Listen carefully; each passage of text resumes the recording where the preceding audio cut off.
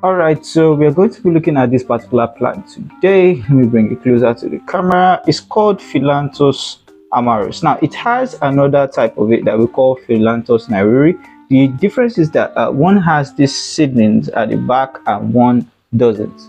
So when you look at this particular plant, now it's a natural plant growing in varieties of places around. As long as it's not a place that is cemented, it's actually in almost every area. If you look at this plant very well, I'm sure you can actually find it in your area.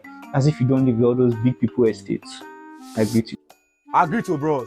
Let me touch on that guy too.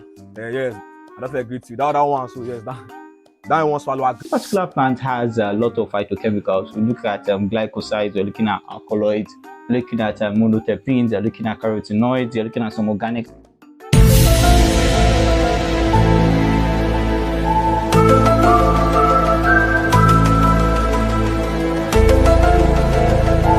compounds do is that they form a good hepatoprotective factor.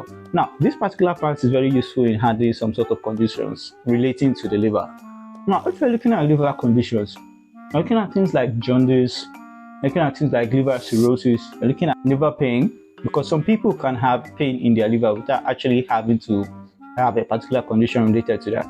You're looking at liver stones, varieties of liver conditions basically. And this particular plant, although it's kind of bitter, but as a herbal medicine practitioner, we are used to the taste.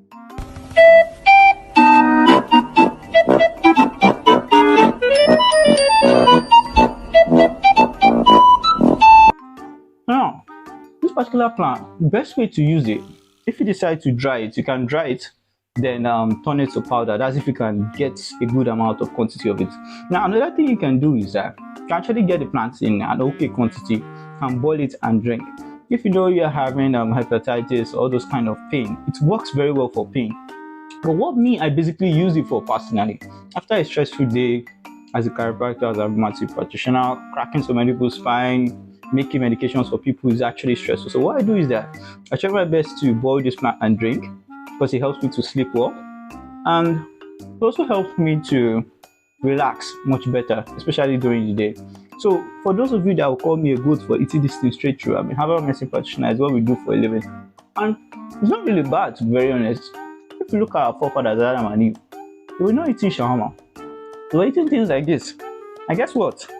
They lived healthy until you know what happened. So that's basically just it. It's like I finished this thing.